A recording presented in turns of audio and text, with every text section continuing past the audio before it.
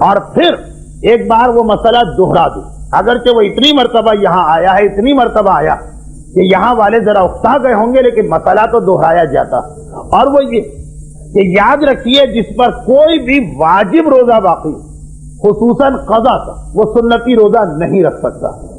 لیکن اس کا کیا مطلب؟ لوگ اس سے غلط مطلب لیتے ہیں۔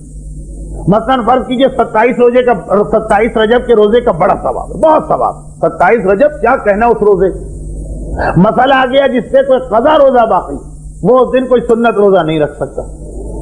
آپ نے کہا میں تو 27 کا روزہ رکھ رہا تھا سنت والا، کیونکہ اس کا تو اتنا ثواب، قضا اگر رکھنا ہے تو 27 کو کیوں رکھوں، کبھی بھی رکھوں۔ یعنی غلط فہمی یہ ہو گئی کہ 27 رجب کے روزے کا ثواب اس کو ملے گا کہ جس پر جو سنت کی نیت سے رکھے۔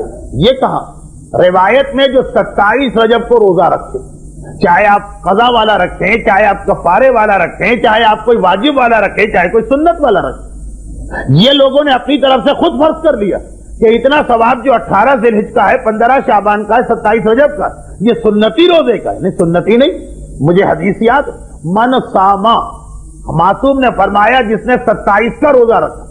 کون سا روزہ 27 کا؟ یہ پابندی نہیں لگائی، جو روزہ بھی آپ 27 کا رکھے وہی ثواب آپ کو ملے گا۔ چنانچہ اگر کسی پہ قضا روزہ ہے، کیونکہ میں نے لوگوں کو واقعاً یہ دیکھا کہ آدھا مسئلہ سن لیا کہ قضا ہے تو سنت نہیں رکھ سکتے، تو آپ کیا کرتے ہیں، تو قضا تو رکھتے ہی نہیں ہے، سنت بھی نہیں رکھتے، کیونکہ تصور ہے کہ 18 ذی الحجہ کا ثواب سنتی میں ملے گا۔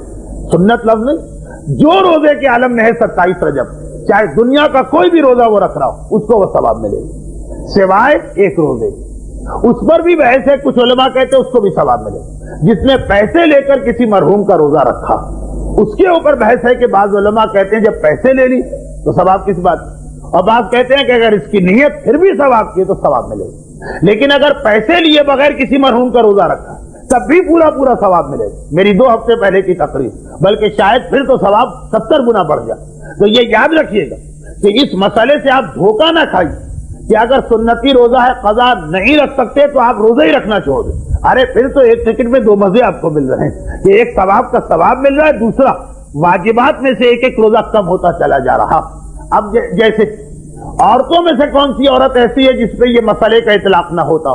مردوں میں ہیں بہت سارے مرد کہ جن پر اس مسئلے کا اطلاق نہیں ہوتا، یعنی ان کا کوئی قضا روزہ ہی نہیں، اس لیے کہ ایک تو ویسے ہی اسلام لڑکے کے روزہ شروع ہونے کی ایسی عمر بتائی گئی کہ اس سے کافی پہلے ہی لڑکے شوق میں روزہ شروع کر دیتے، 15 سال، چلے آج کل 15 نہ صحیح 14 یا 13، تب بھی اچھی خاصی سمجھداری کی عمر۔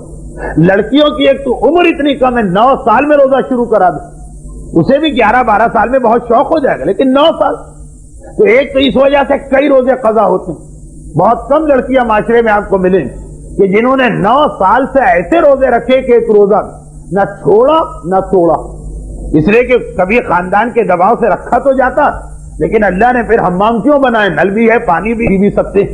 وہ تو بہت سی جب سمجھدار ہوتی ہیں تو ہم لوگوں کو خط لکھ کے مسئلہ پوچھا جاتا۔ تو اب مسئلہ یہ کہ اکثر عورتوں پہ قضا اس لیے کہ ان بیچاریوں پر اتنا پہلے روزے کا بوجھ ڈال دیا گیا کہ وہ اس وقت سمجھدار نہیں ہوتی کہ ہم کیا عبادت کر رہے ہیں، ناسمجھی ہوتی۔ اگر سمجھدار ہو تو جیسے لڑکے 12 سال 11 سال میں اکثر گھرانوں کے لڑکے شروع ہو جاتے، بلکہ بعض اوقات ناراض ہوتے ہیں کہ ہمیں کیوں نہیں روزہ رکھوایا گیا، کیوں نہیں شہری میں اٹھایا گیا۔ لیکن وہ 9 سال کی عمر تو بہت کم، اس میں شوق ہوگا 2 راتوں کا، 4 راتوں کا، 6 راتوں، اس لیے وہ والے روزے قضا۔ اور پھر باقی تو ہر چیز کہنے کی نہیں، کچھ فطری طور پر اللہ نے عورتوں کو ایسا بنایا کہ بچپنے میں اگر بچپنے کی وجہ سے چھوڑ تو جوان ہو کر جوانی کی نجاست کی وجہ سے کچھ روزے چھوٹ جاتے، وہ چھوٹ تو جاتے مگر معاف تو نہیں، ان کی قضا تو کرنا۔ تو اب یہ کتنا بہترین موقع کہ ایک تو پورا رجب ویسے ہی سنت ہے روزہ، 27 رجب یا 13 رجب یا مثلا پہلی رجب کا ثواب دیکھ کے یہ نہ سمجھیے کہ یہی 4-5 روزے، رجب کی ہر تاریخ کا ثواب، ہر تاریخ۔ پھر دوسری بات کہ اس بہانے کتنے قضا ادا ہوں گے۔